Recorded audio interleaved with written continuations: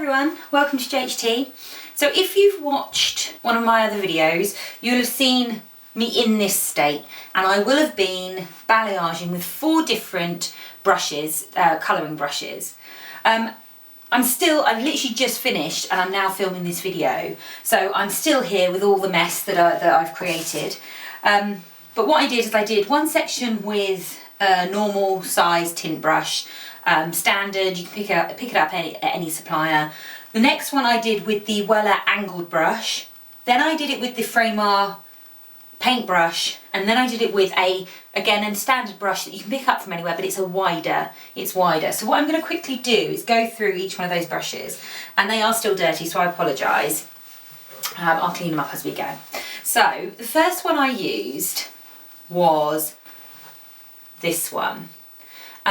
The bristles on it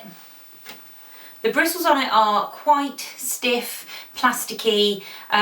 There's quite a lot of depth in there, but it's only about an inch, just over an inch wide. And I've used these brushes for ages. You can get them in any suppliers, and they do the job. They apply the colour as you need to apply the colour. For a balayage, they hold enough colour, because it is, you know, there's a decent amount of bristles in there. There's space in there for the colour to go. So actually, for a balayage, it's not too bad.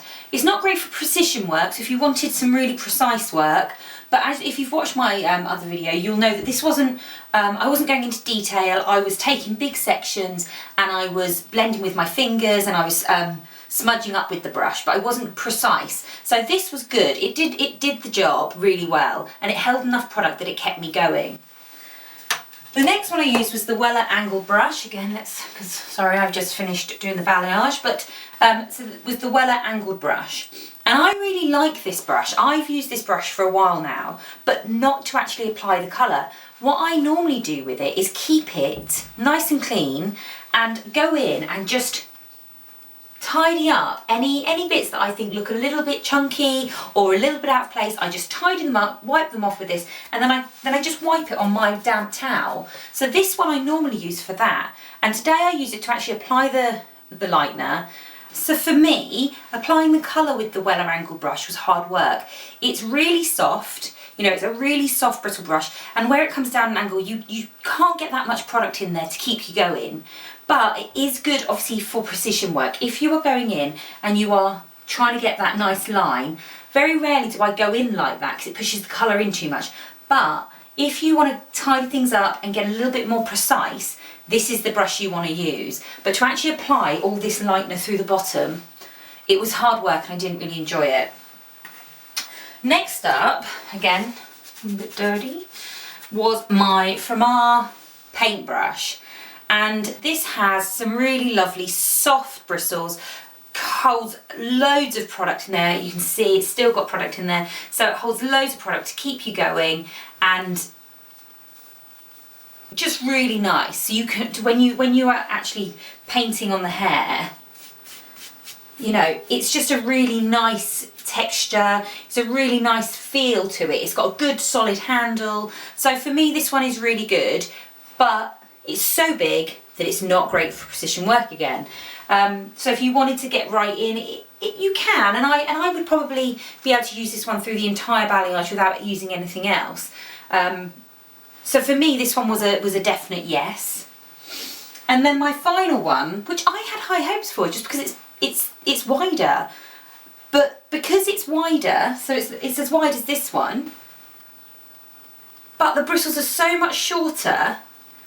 And they aren't, I don't know if you can see that, but the bristles on this one are slightly feathered in through the top, and the bristles on this one are just dense. It's just dense. There's no shape in there, nothing. So because of that, even it just didn't work so well. And actually, I didn't find it helped spread the product because they're too short. So there's not as much flexibility through there as you would get with the Framar. So for me, that is definitely just a tint brush, and I do like using it when I'm applying tint.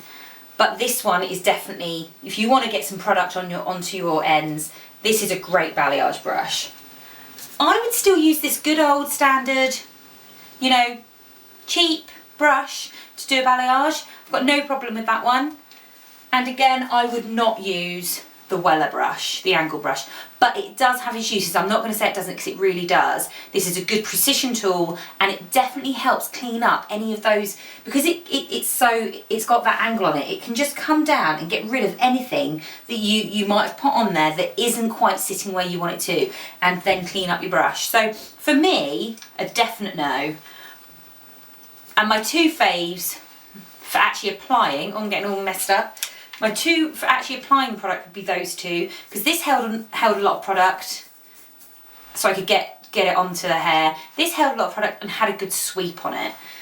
And then this one for your clean up and your precision.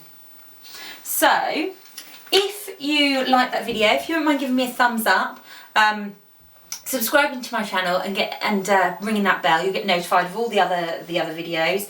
I'll also put a link on how I did this this technique for the balayage throughout the video, because this is actually what I call a double or triple weave technique. So you're taking big sections but making sure that you get a lovely blend right the way through it without taking too much time, because that's what I found in the salon, that sometimes you can be there for hours, make sure you get that beautiful blend, when actually you don't need to. So check that video out, and I'll see you again, maybe a little bit cleaner for the next one.